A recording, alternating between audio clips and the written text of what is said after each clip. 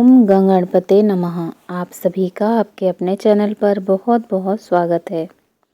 आज इस वीडियो में हम एक हृदय स्पर्शी कथा सुनेंगे। सुहागन की बिंदी। बाहर फेरी वाला आया हुआ था, कई तरह का सामान लेकर।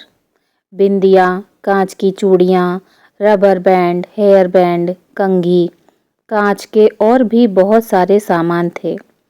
आस पड़ोस की औरतें उसे घेर कर खड़ी हुई थी। एक बाबा काफी देर तक गेट पर अपनी लाठी टेक कर खड़े रहे। जैसे ही औरतों की भीड़ छटी, बाबा अपनी लाठी टेकते हुए फेरी वाले के पास पहुंच गए और उसका सामान देखने लगे। शायद वे कुछ ढूंढ रहे थे। कभी सिर ऊंचा करके देखते, कभी नीचा। जो देखना चाह रहे थे वह दिख नहीं रहा था। हैरान परेशान बाबा को फेरी वाले ने देखा तो पूछा, कुछ चाहिए था क्या बाबा आपको? बाबा ने सुनकर अनसुना कर दिया। धीरे धीरे लाठी टेकते हुए फेरी के ही चक्कर लगाने लगे। कहीं तो दिखे जो वो देखना चाह रहे हैं। फेरी वाले ने दोबारा पूछा, बाबा कुछ चाहिए था क्या? अब की बार बाबा ने फेरी वाले से कहा, हाँ बेटा। फेरी वाले ने पूछा, क्या चाहिए था? बताओ मुझे, मैं ढूंढ देता हूँ। बाबा ने कहा, मुझे ना वो बिंदिया चाहिए थी। फेरी वाले ने कहा, बिंदिया क्यों चाहिए बाबा? बाबा ने अम्मा की ओर संकेत करते हुए बताया, अरे मेरी पत्नी के लिए चाहिए समझदार। बाबा का उत्तर सुनकर फेरी वाला हंस दिया और बोला, किस तरह की बिंदिया चाहिए बाबा? बाबा बोले, बड़ी बड़ी गोल बिंदिया चाहिए, बिल्कुल लाल रंग की। फेरी वाले ने बिंदिया का पैकेट निकाल कर दिया। यह देखो बाबा, ये वाली। बाबा ने कहा, अरे नहीं नहीं, ये वाली नहीं, बिल्कुल लाल सी। फेरी वाले ने वो पैकेट रख लिए और दूसरा पैकेट निकाल कर दिखाया। बाबा, ये वाली। बाबा ने कहा, अरे तुझे समझ नहीं आता क्या? बिल्कुल लाल लाल बिंदिया चाहिए। फेरी वाले ने सारे पैकेट निकाले और फेरी की एक ओर फैला कर रख दिए। आप स्वयं ही देख लो बाबा, कौन सी बिंदिया चाहिए? बाबा ने अपने कांपते हाथों से बिंदियों के पैकेट को इधर उधर किया और उनमें से एक पैकेट निकाला। हाँ हाँ, ये वाली। बाबा के हाथों में बिंदी का पैकेट देखकर फेरी वाला मुस्कुरा दिया। बाबा ने तो मेहरून रंग की बिंदिया उठाई थी। बाबा ने बोला, कितने की है? फेरी वाला बोला, 10 रुपए की है बाबा। अच्छा, कीमत सुनकर बाबा का दिल बैठ गया। फिर भी बोले, ठीक है, अभी लेकर आता हूँ। बाबा लाठी टेकते हुए पलट कर जाने लगे। तब तक घर में से बहू आती दिखी। उसे देखकर बाबा बोले, अरे बहू, जरा 10 रुपए तो देना, फेरी वाले को देना है।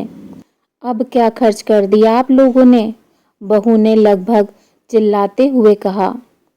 बाबा ने कहा, अम्मा के लिए बिंदियाँ खरीदी थी। उसकी बिंदियाँ खत्म हो गई थी, कई बार बोल चुकी थी। बाबा ने धीरे से कहा, बस बस, आप लोगों को और कोई काम तो नहीं? बेवजह का खर्चा कराते रहते हैं। 70 साल की हो चुकी हैं अम्मा, क्या अभी भी बिंदियाँ लगाएंगी? इस उम्र में भी न जाने क्या क्या शौक हैं।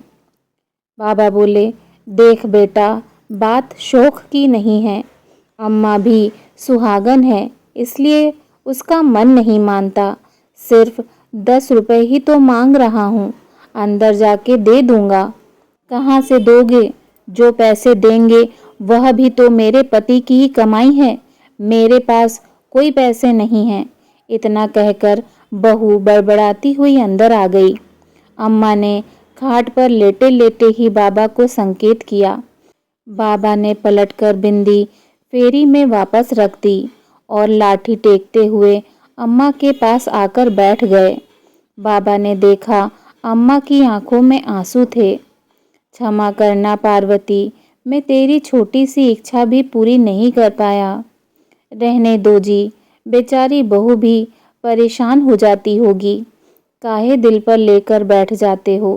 बिंदी ही तो थी। हाँ हाँ, बिंदी ही थी। कौन सी हजारों रुपए की आ रही थी?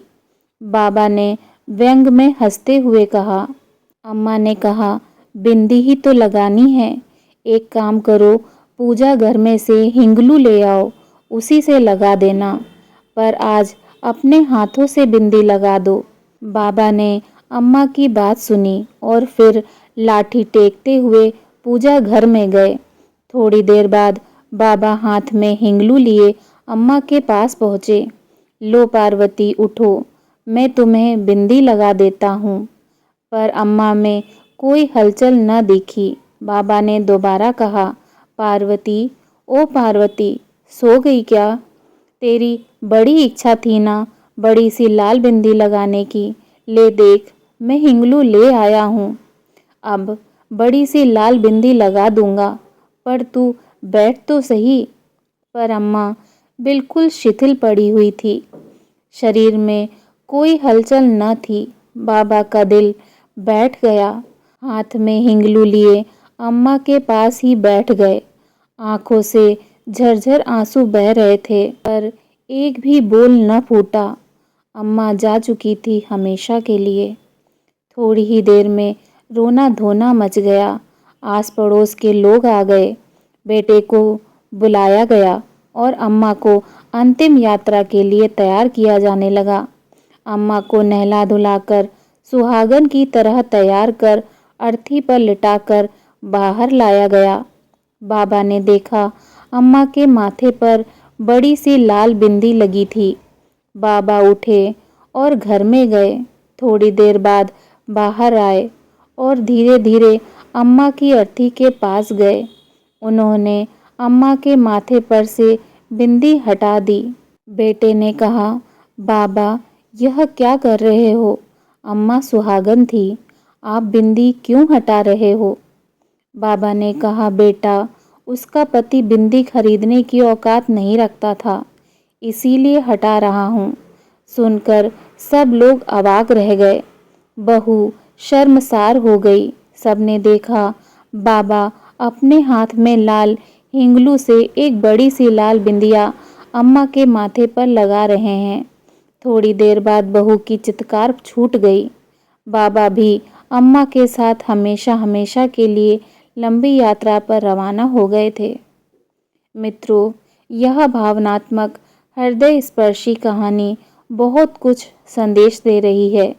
अपने समाज में सिर्फ 2-4% बुजुर्गों की स्थिति ही परिवार में सम्मानजनक है।